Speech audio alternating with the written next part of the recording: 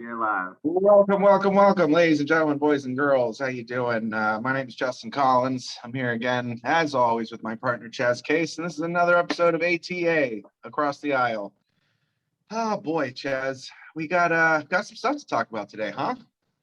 We sure do. Yeah.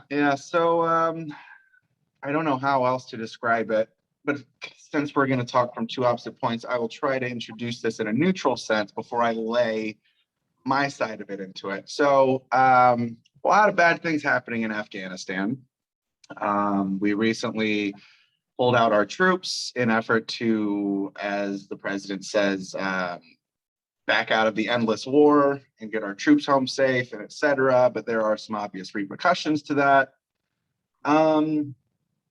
Yeah, dude, I so it's kind of funny. The last episode we did, I asked you, why is Biden so much better this far into his presidency than Trump was? And what you said to me was you were a fan of his foreign policy.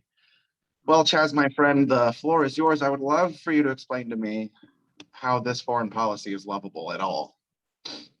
Well, it's certainly not ideal in any sense of the word. I think that we're talking about a subject that it's interesting. We can have this debate, but it's very serious, and I'm sure, I don't know that anybody listening to this, it's tough. We're talking about people who lost their lives, right? 13 U.S. soldiers lost their lives in a suicide bombing attack. I think 170 overall, 200 people were wounded.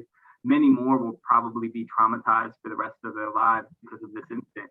And I guess I want to start by acknowledging what is probably obvious to anybody listening to this, that I am absolutely no expert on military strategy, on foreign policy.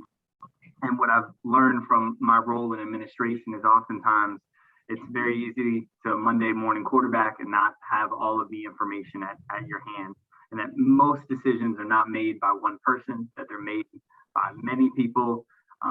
Hopefully at the highest level, when you're talking about Biden, you're talking about the highest level of military intelligence. Many people went into making this decision, not the least of which was Trump, right? Who was part of this decision to withdraw our troops. Now, I've heard on the conservative, right-wing Republican side that he would have done it differently, and maybe that's true. I'm not sure exactly how. I think I've heard that we wish we would have left the military there, evacuated the people, and then at the very end evacuated the military, and then hopefully at that point all of the people that we're trying to evacuate now would have been able to do it safely without all of the catastrophe that is what we are seeing on the news every single night, with people grabbing onto airplanes trying to do whatever they can to just last ditch hope efforts of surviving or getting out of this place, because very soon it looks like it's going to be under Taliban control again, which everything that I've heard looks like it'll be back to exactly what was in the 90s. They've made a lot of these statements, but it doesn't seem like their statements, once you scratch the surface, really hold any weight. Girls can go to school, but the schools aren't built yet because they're going to have to go to schools by themselves, and girls can go to work, but they can't work with men, so we're going to have to build new places for them to work. And when are those places going to get built? Who knows? And judges the same thing, that are we really going to be cutting off people's hands for stealing? Well, we're going to enforce our version of Sharia law, and the judges will decide, and they are wise, and they'll make the right decision. That sounds like people's hands are going to be cut off again. And, it's a very terrifying situation that a lot of people are finding themselves in there. And as much as I almost feel like it's too simplistic and too easy to place the blame on one person in this complex, complicated situation. I wish I could just say Biden is old and is facing the early signs of dementia, and he doesn't know what he's doing, and this is why we're in this situation. But I think it's much more complex than that. And I just feel saddened by the whole thing when I think about it. Okay, so a lot to unpack there. first of all, I'm dying to know, because I'm really glad you brought this up, because we talked about it a little bit yesterday. And when you said this, I was like, what the, are you talking? So Donald Trump, you're saying it's because of the agreement he put into place. That's what started this whole thing. And that's why we're essentially in this mess now. That was the first domino, basically. That's what you're saying? Well, I don't think that he was the first person to say that we should get out of Afghanistan by any means. I think Biden said this in 2008 or 9 when he was vice president. People have been saying that we should have never went to, well, I guess maybe not never went to Afghanistan, but that we shouldn't have stayed, that we were there for a purpose. The purpose was to catch the attackers of the 9/11, and that should have been the mission. We weren't supposed to nation build. We weren't supposed to stay there. So people have been calling for us to get out for a very long time. And but Trump was the one who, and please correct me if I'm wrong, signed the deal, signed the dotted line with the Taliban, saying that we were going to get out at this date. Am I wrong in that? We were going to get out May 1st, is what he said. But it certainly, I guess there was an agreement where he's like, look, you attack whatever the hell you want to attack. You attack my shit, we're going to have a problem. And if you don't, we'll be out by May 1st, and you can attack whatever the hell you want. And it's like, okay. I mean, that's a stance to take. Me personally, I don't see a problem with us having 2,500 people in Afghanistan. It doesn't cost us very much as far as our entire national spending goes year to year. We haven't had a single death since February of 2020. The deadliest day was in 2011, I believe it was, and we lost 12 people. Well, no, that's the most recent deadliest day. It's not the deadliest total, because obviously, but we haven't had any casualties in 18 months. It didn't cost us very much. So, I mean, we still have troops in South Korea. We still have troops in Germany. We still have troops in Italy. So if the mission, very good point.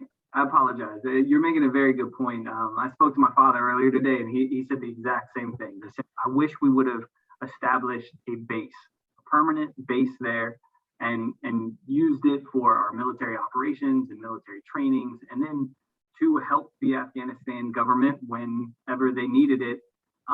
And that the Taliban would always know that we're still here, we're not going anywhere, and you're never going to be able to take back the government the way that they are doing currently.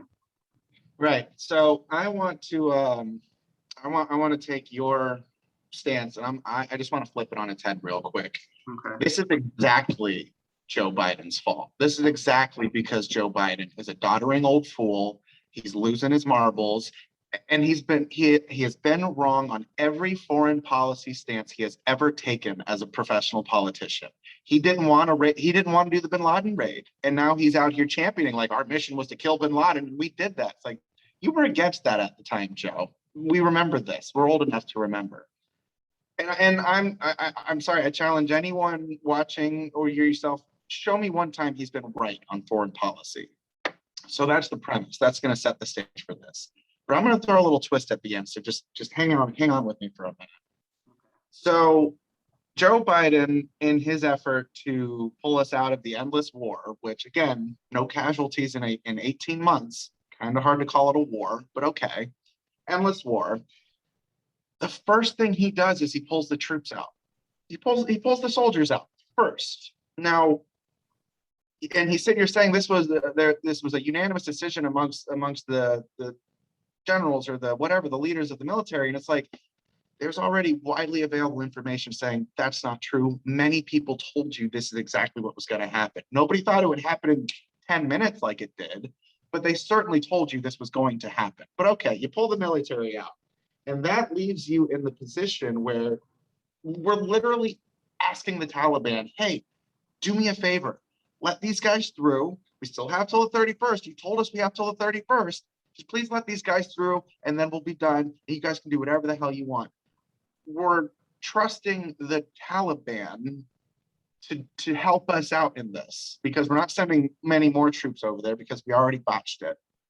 Joe Biden in his speech, I don't know, I've listened to a couple of them. He said that we weren't trusting the Taliban. We were, what did he say? That they were acting in their own self-interest. Right.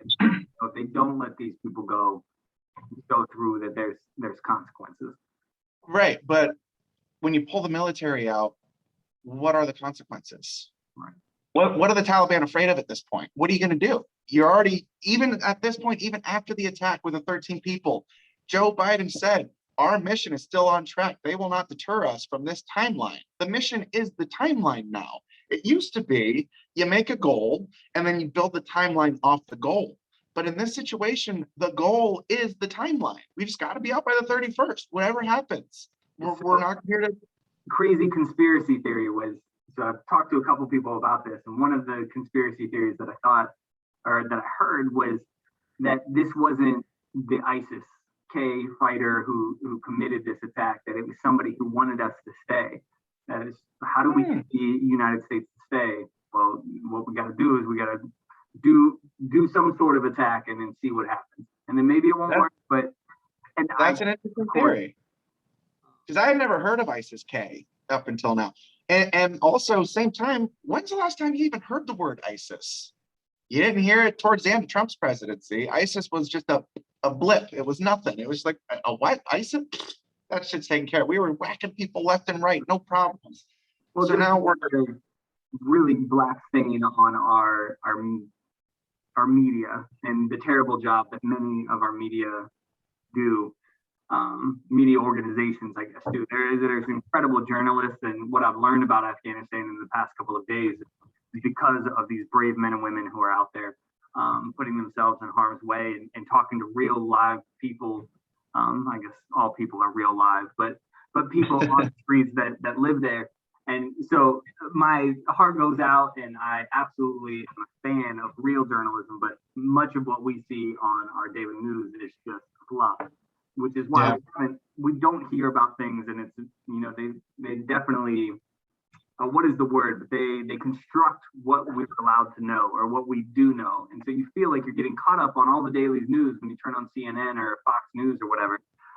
You don't hear about all of the Afghanistans that are around the world, because there's plenty of places where women don't have freedom. There's plenty of places where people aren't getting educated the way that they should or don't have the freedoms they deserve. Sure. But back to my point, when Joe Biden took office, the whole thing was, this is going to be the most transparent party ever. You're going to know everything we know. There are multiple instances where Joe Biden just flat out lies about this. He came out and he said there was unanimity on this subject, on the way we're going to go about this. That's not true. He said Al-Qaeda isn't even in Afghanistan anymore. That's obviously not true. He said this isn't going to be anything like Saigon. Saigon had people storming in through. This isn't going to be anything like Saigon. And then the next day, there's a picture of a helicopter on a roof taking people away. And why the hell is Jen Psaki and Biden and everyone so proud of the largest U.S. airlift in the history of this country? We just performed the largest airlift in the history of this country. Like, yeah, no shit. Why did you do it? It's because you screwed up and you had to.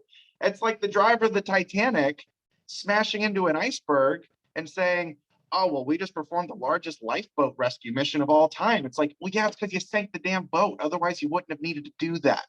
That's nothing to champion. But that's what I've literally heard it today. I heard it yesterday from Psaki. Biden said at the end of his speech the other day yesterday when somebody questioned him about it, he's like, but I just want to be clear, this mission is going really well. We just performed the largest airlift of all time. It's like, why are you performing? I want to give you props for that. That was a really good line there. And you're right. You're exactly right. It's not something that we should be beating our chest. This is absolutely no time to. Well, I guess it's tough because you want to celebrate the men and women who are risking their lives to get Americans as well as the Afghans who helped our American military and innocent women, children, men out of there, right? You want to celebrate the heroic actions that are happening in Afghanistan currently.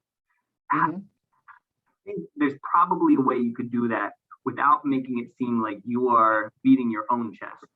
Because obviously, as the leader of the country, okay, you did perform that, which is great. Those people performed that. We should be celebrating those people rather than making it seem like, did you see what my administration just did?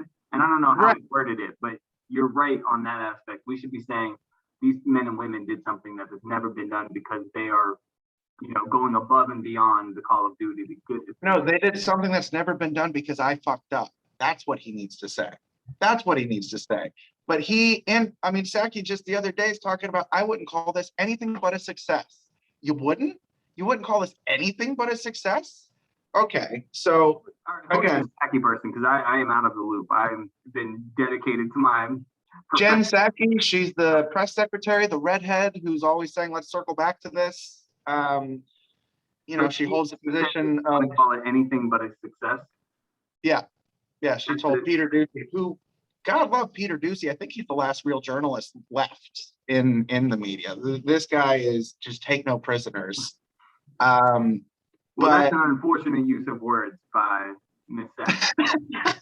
You're right. My bad. Take no nonsense. You can't. Yeah. As a press secretary, she said she wouldn't call it anything but a success. Yeah. Was this after the suicide attack? This was the day before the suicide attempt, I want to say. But even so, it wasn't anything but a success then either. All of this, if I had to describe it, I'm trying to think of a word that would sum up under the best circumstances, this is a necessary, heartbreaking incident, right? It's not. It's not. Is it possible that our being there another 20 years would not solve the issues that Afghanistan needs to solve?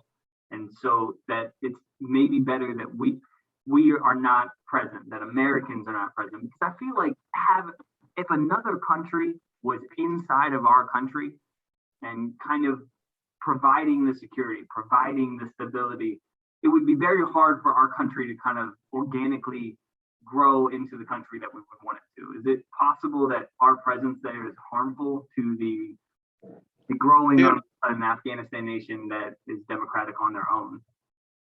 Well, that's never going to happen. But us pulling out is not the issue. I think the majority of Americans think we should have pulled out. I personally don't. I understand the argument for it, though. That's fine. The issue is we now have apparently an unreported amount of Americans, citizens, green card holders, and then we've got Afghanis who helped us in time when we were there, interpreters, etc. Stranded. They're stranded in Afghanistan right now. They don't know how they're going to get home. And then you have, once again, I can't believe you don't know who Jen Psaki. When Kayleigh McEnany was in this position, dude, my Valkyrie, she was just the best. And honestly, I'd take Scaramucci over Psaki as well. But I can't believe you don't know Psaki. So I need to start watching these press secretaries, as well as just the news, maybe a little bit more. But I think I took a deep breath this past year after the Biden and the Trump debacle that was the presidential election of 2020. I've been taking a little solace away from the news and trying not to focus on it as much, where I get to know each individual thing. Well, dude, you run an unsuccessful political podcast, so maybe you should get back in the game. But she says it's irresponsible to use the word stranded. Okay, because we are committed. It's irresponsible to use the word stranded because we are committed to bringing home any American who wants to come home, is what she said. That's not including green card holders, that's citizens. But okay. It's irresponsible to call it stranded. So what would we call it when people are stuck? They don't have a way out. They are waiting for someone to tell them what to do and how to get there, and they're not getting it. And then Psaki says, "Give me their personal information, and I'll DM them today." It's like, well, what are you gonna do about it? The whole thing just boggles the mind. You're right about that too. I think all of our politicians, and we can talk about this instance specifically, because I hate when I do that sometimes, where I say all politicians, but I believe that could take a little more responsibility. I feel like people would appreciate it. They could admit when they are wrong. Like, I'm human. I am doing the best that I can. I'm doing everything that I can to get the men and women, children, the good people of Afghanistan who deserve to be out of there, out of Taliban control. I'm doing everything I can to get them out.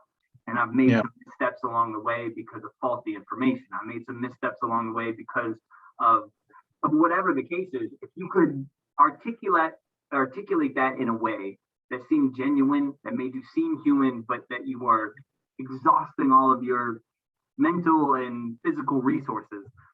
I feel like there's an audience for that. There's an audience who just feels like they're being talked down to and lied to on a constant basis. Or at least Well, see, that way. I don't turn on the news now because I just feel like they're not really telling you anything. They're telling you this story that we all know we're going to read a book about in 3 months and find out it was not true. Yeah. Well, see, that's exactly what it is. It's either Biden's an idiot and doesn't know what he's doing, and or the people around him think we're all idiots and we don't know what he's doing. But so I don't remember, a couple speeches ago, he comes out and the very first thing out of his mouth is, "I'm the president of the United States. The buck stops with me." Okay, bet. And then he proceeds to go, but it's Trump's fault, but it's Al Qaeda's fault, but it's this person's fault and this person's fault, and that's why we're not doing anything. And it's like, so it doesn't stop with you. But he, the way that he blamed the Afghanistan military, I thought that was really shameful in a way, because I watched, I think it was a Vox video. It was only 10 or 15 minutes long, but it was a guy who was in Afghanistan who was talking to a lot of the Afghanistan soldiers, and they were outgunned, and they knew they were outgunned. And so they had a decision to make. Either they were going to, and they were willing, a lot of them, very willing to stand and fight and defend Kabul as long as they could, but they knew that they were outmatched. And so they had a decision to make. They were either going to fight and die, or they could take this deal and try and get out. And so I felt like we really threw them under the bus and kind of called them cowards in that way. Like, we expected them to fight stronger and fight harder, and they didn't. They laid down their arms. And I just felt like that was an unfortunate, and if I was an Afghanistan soldier, I'd feel a little, I'd have a little chip on my shoulder from an American president who kind of called me out like that. Like, well, see, the whole thing was contingent. Although I don't know if you saw the video, and I don't even know if it was real, but there was a video of like Afghan army military training, and there was a guy who couldn't figure out how to do jumping jacks. And the captain was like, "This is what we've been doing for 20 years. I don't know if that's true or not, but regardless, the deal was contingent on they would have us as air support, whether it be drone strikes or dropping supplies or whatever the case may be. That's what we were there for. We held control, not over of Kabul, but I can't remember the name of the other airport, but it's an actual airport, multiple runways, multiple flights coming, all other directions, whatever. We had that under control. But when Biden pulled the troops out, and this is per Mark Milley, he said, you're allowed 600 to 700 troops. Do you want to protect this airport, or do you want to protect the embassy? He's like, well, shit, I guess we got to protect the embassy, obviously. So they gave up the big airport that was really where most of the operations were coming out of. So yeah, then the Afghan military is sitting there like, airstrike, no. And there was nothing there for them because we had pulled out already. This is the issue. We pulled the troops first. I don't care what the issue is with Trump signing this deal in the first place. He wouldn't have done that. If the Taliban would have gone to Trump and said, "Hey man, 31st is coming up, you better be out," Trump would look him in the eye and go, "Or what? Or what? What are you going to do about it?" Trump, I mean, we just had all 4 years of Trump just wishing a motherfucker would, and now 8 months into Biden, we've asked the Taliban nicely if they wouldn't mind blank, blank, blank. And it's just like, now, and here's what really irritates me. One of the biggest things when Donald Trump was president was, think about how our allies are looking at us, how we're looking on the world stage. It's an embarrassment. You think our allies are looking at us now, thinking if some shit went down in their backyard, we'd have their back? How could you? How could you possibly think that if you're one of our allies? And if you're not one of our allies, if you're one of our enemies, how are you not drooling right now, watching Joe Biden stammer through, well, the attack was, it wasn't good. And as he clenches the binder when Peter Ducey's just grilling this man saying, you said you were responsible for this. Do you accept responsibility? And he just bows his head and he's like, please make him go away. That's our president of the United States. I think that's a little unfair. I think exasperation, exhaustion. This man is doing an interview with media reporters after probably not sleeping. I would hope not sleeping. Probably not sleeping. Probably not sleeping. Dude's asleep at 6 o'clock. Probably not sleeping. Come on. I imagine if I'm the president of the United States and this is happening under my watch, I am up at all hours of the night with all of the military strategists. Somebody's going to have to force me to. And I don't know, the interviews and the conversations that I've seen Joe Biden have, it seems like his whole heart is in this. Now, whether or not he's at the top of his game, I don't know. It sure doesn't look like he's got the stamina of a younger man. And I'm not a doctor, I don't know him personally, but obviously all of us are going to lose a step as we approach that 80 years of age. And so I think that's very obvious that he has lost a step. He's not the man that he was when he was 60. Okay. But I think his heart is in there. I would hate to think that he does not care about this country, that he's not doing the absolute best that he can.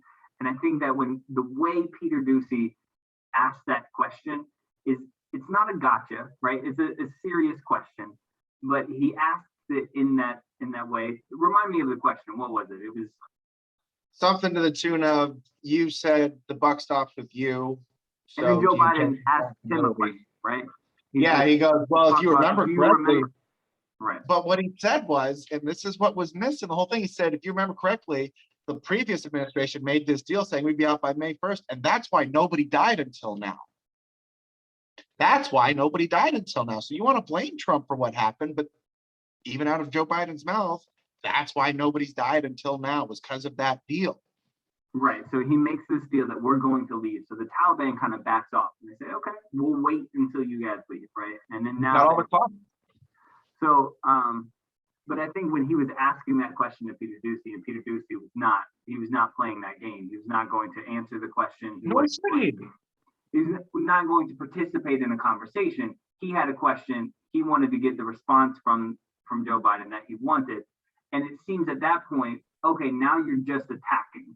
You're just trying, I want to get the quote from my newspaper because I don't like you. And I always hate that type of conversation, I guess. Dude. He's not looking for the question is, do you accept that question? The question is, do you accept responsibility for this? Mm-hmm.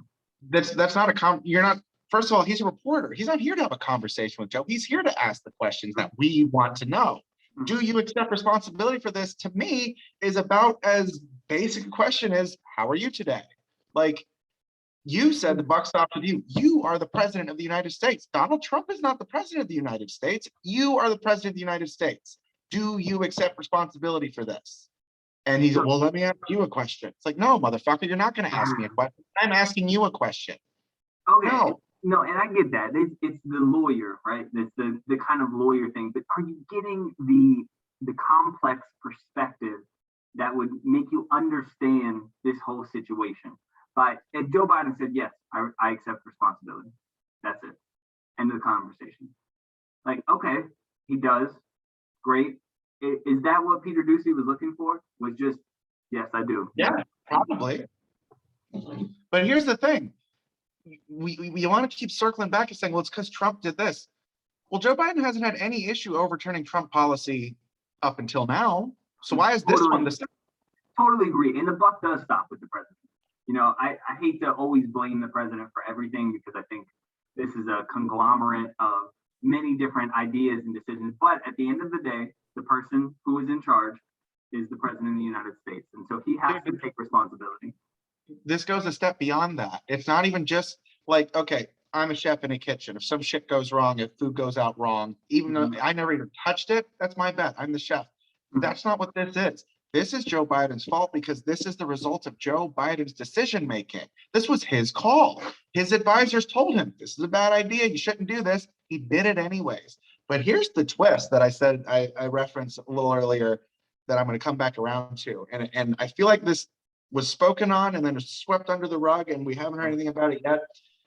Kamala Harris bragged about being the last person in the room when Joe made this decision. I'm not a conspiracy theorist, but I know a certain young former California district attorney or state attorney or whatever who would love to be president of the United States. And if a phone call to Ukraine is worth impeaching, what do you think stranding U.S. soldiers in Afghanistan or U.S. Civilians in Afghanistan? That's probably impeachable, don't you think? Does it violate the Constitution of the United States? Endangering American lives? Yeah, I'm pretty sure that's like chapter 1. Do you really think that they knowingly tried to endanger American lives? No. That's not what I'm saying. But he has gone on record multiple times and said, I was aware of every contingency. I had plans for every contingency. This is exactly as I thought it would be. Like he has multiple times. People said, would you have done anything different? No, I wouldn't have done anything different. Well, then you accept the responsibility then if that's the case, because people told you this is exactly what was going to happen. And now it's happening. They didn't expect it to happen in 10 minutes the way that it did, but everyone knew this was going to happen. And you pulled the military out before everyone was safe and secure. All right, so there's 2 points there, right? I don't think it's an impeachable offense to be wrong. I think you do the best job. If he was a bright orange man, it would be. It's bullshit.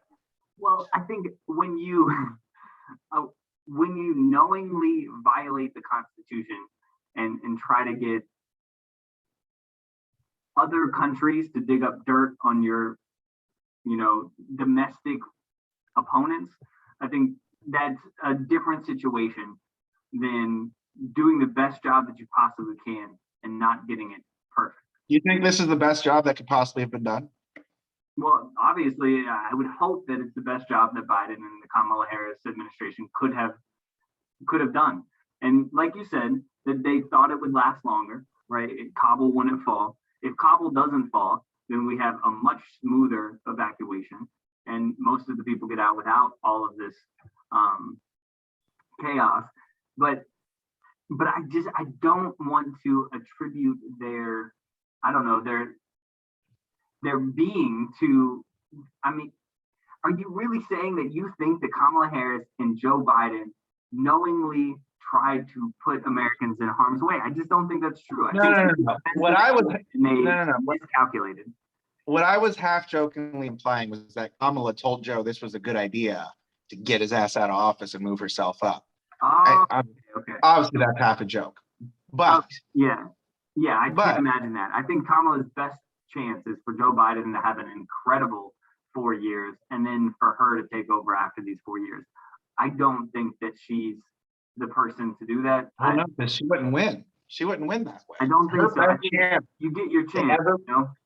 Her best chance to ever be President Harris is for Biden to step down before the first term is over, because they're not going to win the second one. What do they got to go on? Because that's the thing about elections. It's the first one, it's on the incumbent.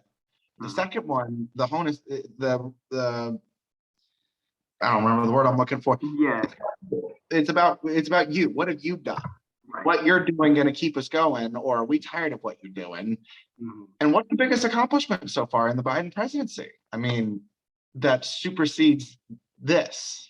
That you could look past this, because see, back in the last one, it was like we had to look past some mean tweets to say, you know what, good shit's been done, and that's okay. But this, how do you look past this Afghanistan situation and think, you know what, I could do 4 more years of Joe/Kamala. That'd be fine. Well, I mean, you're going to see $1 trillion infrastructure plan and an investment in America that I don't think you've seen since maybe the 1930s. And I think that would be something to run on. Yeah. Oh, so we're trusting the government to be good at spending money is what we're doing. I see. I don't care how many trillions of dollars you put in front of it.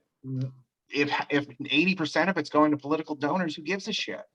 Well, no, I don't think the money is going to political donors. I hope not, because I agree with you. I think that would be a waste of money. But I think investing in the infrastructure in Americans, their livelihood, I think is always a good investment. You invest in education, you invest in the roads and the bridges, you invest in our internet infrastructure so that we get to 4G, 5G, what are we on now? We make sure that we have the best technology, the best parental leave, we educate our population. That's what I would, if I was, given the magic wand. You think $1 trillion, that's all that's gonna take, is just $1 trillion? And that's all we've been missing this whole time? Well, we have examples in the world in these Nordic countries where they're able to educate their population and give the population a sort of safety net that allows for everybody to live a dignified life. And I think they tax everybody at 65, 70%, but yeah.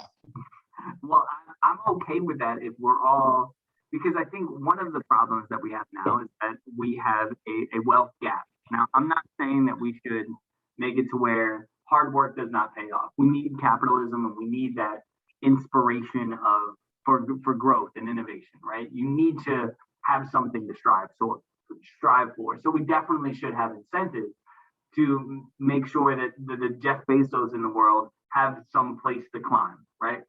But I don't see the need for us to make single mothers who work at McDonald's not be able to also pay for childcare and also have a house. Dude, so you know what I mean? Single mothers make more than I do on an average year with all the government assistance they get. True at all. Dude, not true at all. Single mothers who have children, they get, there is welfare, there are food stamps, or I don't know what else it's called. It's called something else now, but SNAP benefits and things like that. But they're nowhere needed. Nobody's balling on welfare. And if they are, it's the exception. It's not the rule. I've met many people on welfare and many people who have SNAP benefits. And I promise you, they're not, unless they're doing something on the side illegally. But I don't think that's the majority. I think most people who are working these minimum wage jobs or working as a waitress who've got 2 kids are just scraping by, working their tails off, and don't see a government who is helping them on their everyday lives.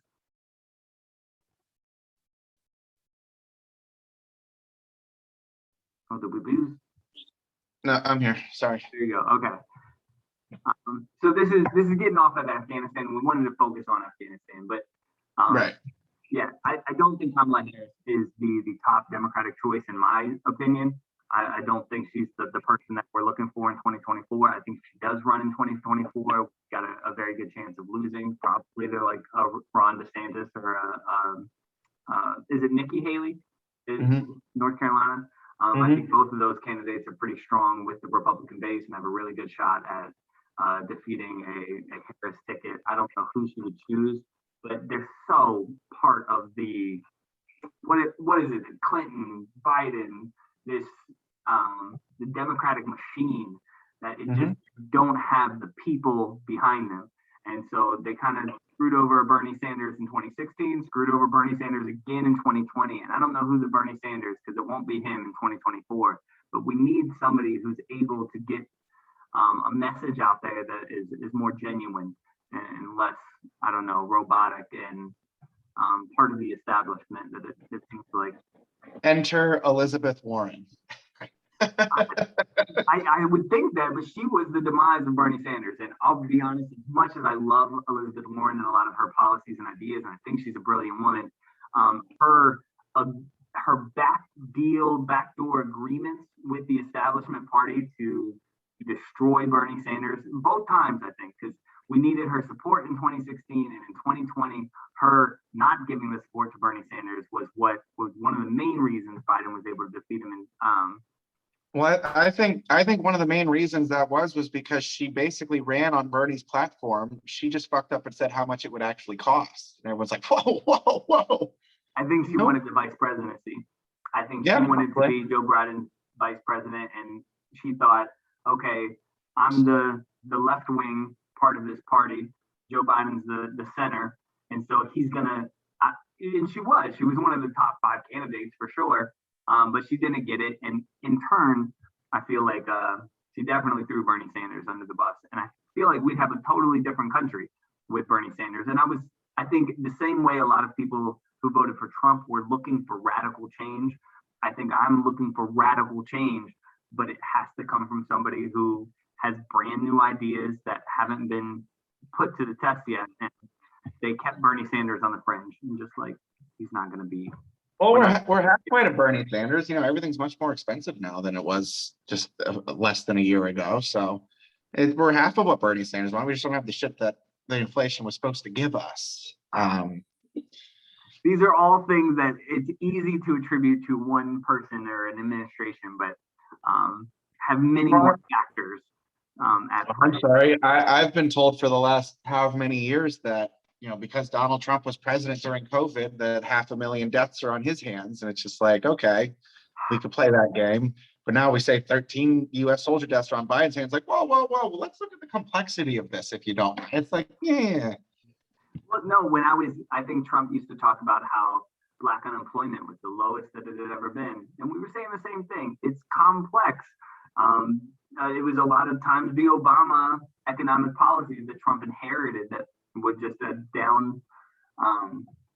It was going down already. Trump inherited, and it goes down a Not that fast. It went down at the exact same pace from 2014 to 2018 when Trump was touting this. 2014, Obama was in the presidency. 2018. I think all of these things are more complex, but I'll take your point that I can't stand when Trump did it, it was bad. When Biden does it, we have to defend him. When Obama did it, it was terrible. And when Trump does it, we have to defend it. We absolutely should hold people to the same standards, hold them accountable on both sides. Yeah. So in the spirit of giving Biden credit where credit is due, he did promise to unite and unify the country. And I think we are all equally pissed off about what the fuck just happened in Afghanistan. So, kudos to him on that. I think if anything unites us, I think we can all agree that was a bad call.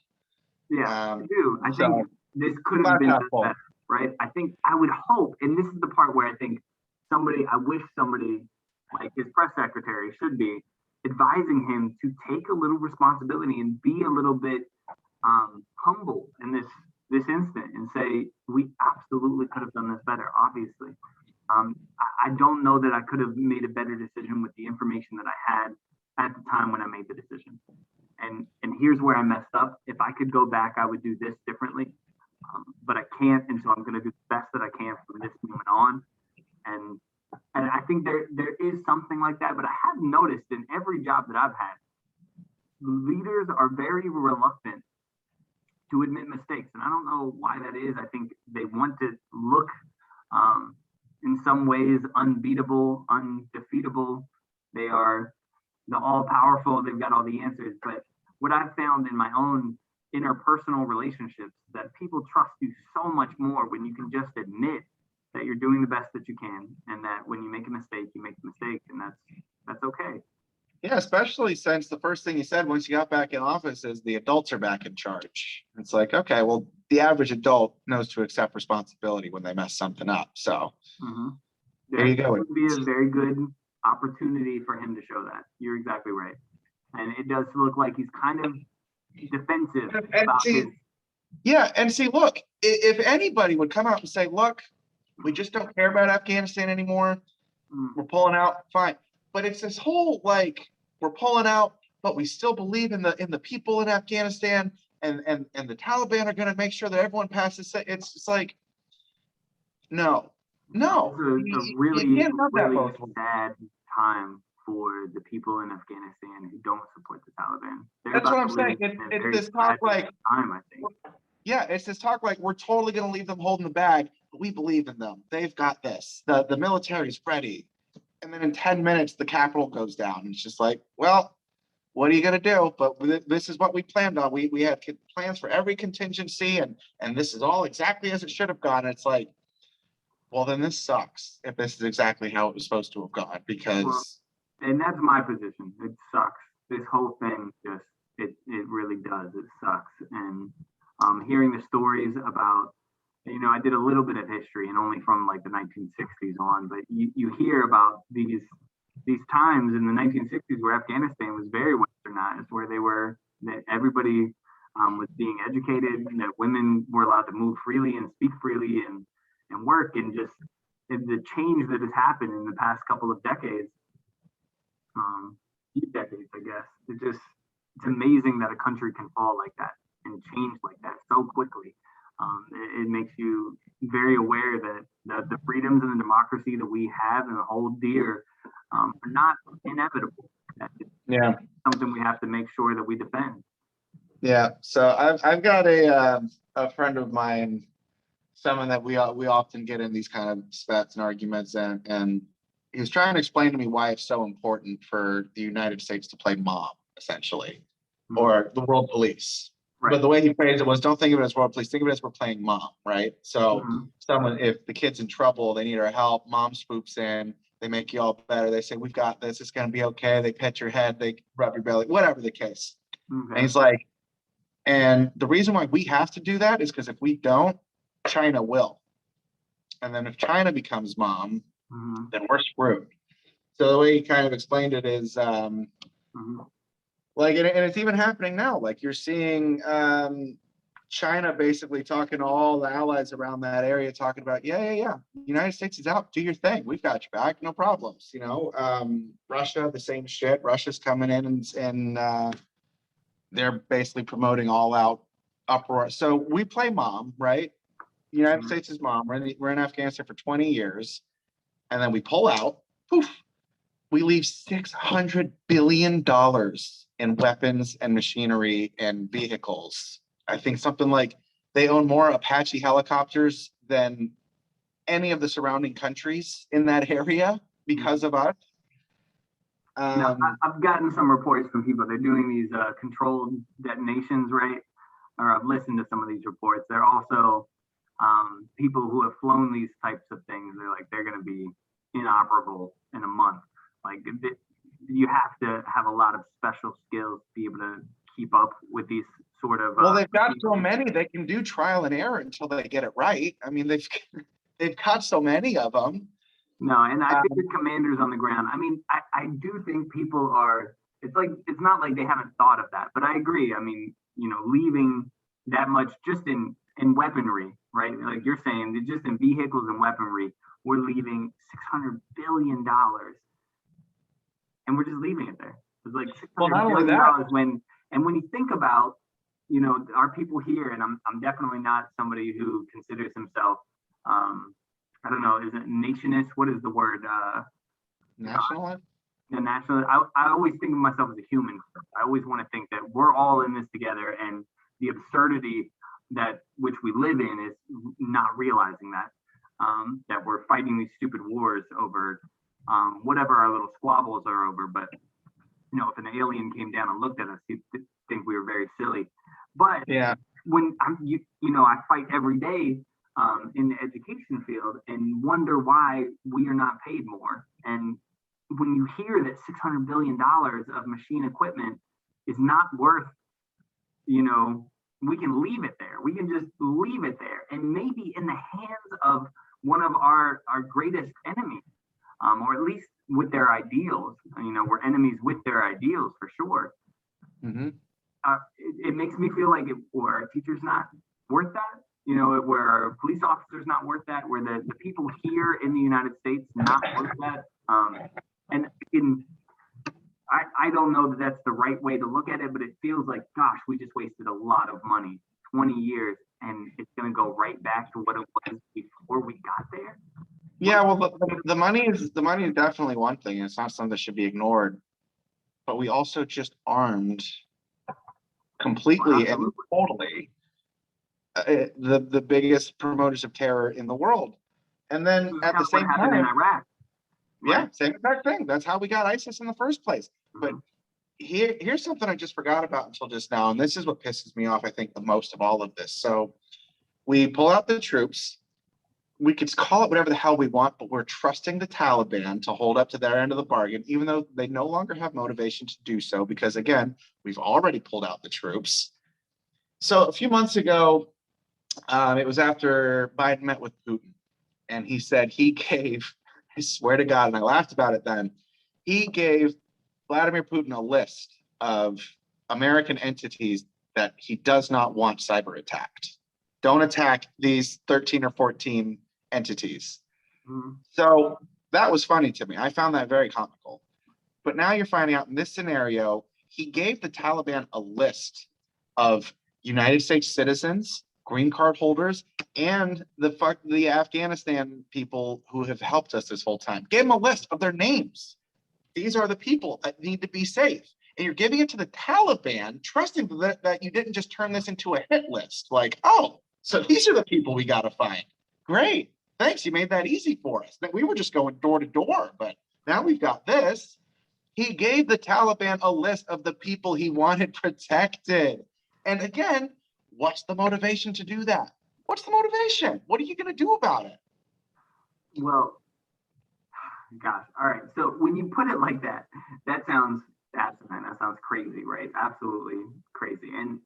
And I just want to emphasize that I'm not an expert and I don't have the information at my hands, because I can't imagine that anybody would allow that to happen had they not thought about these consequences, right? Like these are the best military minds in the world, I would hope. There's no way that they would not have foreseen what that could lead to, like turning it into a hit list, right? Like, so I just can't believe that they are that dumb. I don't know. I mean, maybe they are, maybe you're 100% right, but I feel like I would want more information. There's just no way that they would do that without knowing. Okay, so under what circumstance do you think handing the Taliban a list of the people you want protected is a good idea? If the Taliban understands that the consequences for violating that are their own demise, like, and that if you believe that they will not act upon that, creating a hit list, because they know that their own survival depends on it. And so if you're okay, but again, and I think Joe Biden made it pretty clear, like, we will not forgive, we will not forget, we will hunt you down. And but you missed the part at the end where he said, at a place and time of our choosing. Well, so I think it could be forever in the future. There's no deadline. It does, but that is like, don't think in 5 years because we've forgotten. No, we're still looking for you. If we find you, wherever we find you, we will carry out the mission to make sure that you pay. Right? Donald Trump dropped the mother of all bombs on an empty airport just to show, can't remember the guy, but he chemically gassed his own, just to show him we're not fucking around. The mother of all bombs. It was literally called this. It was the largest bomb in our city. He dropped it on an empty airport, killed 3 people and a goat, and said, go ahead, do that shit again. Try me. Mm-hmm. And Joe Biden's going to say, we will strike back at a place and time of our choosing, on our time, not your time. And it's like, so I mean, I think had Trump said that, you'd be touting it like he was a badass or something. He goes, no, I most certainly would not. What's badass about that? It's like, hey, badass is the fuck around and find out mentality. The go ahead. Here's the line right here. Cross it. Go ahead. Take a step. I wish you would. I think what he's saying is, listen, we're not. I think I can't say it any better than he did. And I doubt he wrote it, but I think he's saying, listen, we're never going to forgive you. This is not something that you're going to get away with. We're never going to forget about it either. So you think you're safe. Whenever you think you're safe, just know that we're still looking for you. We're still hunting you, and we will find you. And it won't be on your time. There won't be like a deadline, like we're going to get you by October. No. When we find you, we'll kill you when we choose to. You know, did Trump do that for Soleimani? It's a mob boss thing that you would see in a movie. Like, don't worry. Did Trump do that with Soleimani? What's that? Did Trump do that with Soleimani? Well, no, I think Trump had a very narrow window to make a decision, whether we kill him or we don't kill him. And that was it. Took that. There was no, you just wait, we will find you. What do you mean we will find you? They're 8th century cavemen, goat herders. Like, find them and fucking take them out. We will, dude, what that tells me is I only got a couple of years left. They told me this would be easy. I'm really just trying to get everyone out of Afghanistan. And do you believe me when I tell you? Well, why would we believe you when you tell us when you already pulled the troops out? You already pulled the troops out. So you're going to wag a finger at me and say, we will find you. Yeah, I bet. Go ahead. Whatever. At this point, there's no fear at this point. There's no fear. They're not concerned about it anymore. They were. They're not anymore. Okay. I hear where you're coming from. Yes. Because to me, because you're the one who said, the Taliban says, or Al Qaeda, whoever it was, you guys have the clocks, but we have the time. Yeah, that's the old adage. And so they're not worried about it, right? we have literally, I don't know how else you call it, we have surrendered to the Taliban. It is the worst foreign policy debacle, at the very least, since Saigon, but definitely of our lifetime. It's inexcusable, it's immoral, and I'm sorry, impeach 46. I'm done. The Joe Biden presidency is a joke that's no longer funny anymore. It's not funny anymore. What did he do that is impeachable? He endangered American lives needlessly. He needlessly endangered American lives. He's left Americans stranded in Afghanistan. Okay. Well, how is that not impeachable? I mean, he hasn't stopped trying to get them out, though, right? I mean, he's going to do everything he can to get. We don't even know how many are there. We don't even know how many are there. I think that's probably part of the mission, right? Is making sure we find out every American who's there is able to get out. The 31st is Tuesday, Chaz. The 31st is Tuesday. Right. Do you think he'll stop and leave people there? Yeah, like I do. On September 1st, he'll be like, sorry, yeah, a CNN that's journalist exactly is what over there. They're just going to stay? He has already said as much. Yes. Okay. I disagree with that. I think that he will make sure that he gets, and I hope, I hope that I'm right and you're wrong about this. That, Me too. That he will do everything in his power to make sure that he doesn't leave anybody behind. And I feel like that should include those Afghans who helped us, for sure. It should. If anyone deserves asylum in this world to come to the United States, stood up to their own terrorists in their own country. Yep. Yeah. So I guess we will see in the future how this all ends up, and maybe we can revisit this in a month or two after we see how it all ultimately unfolds.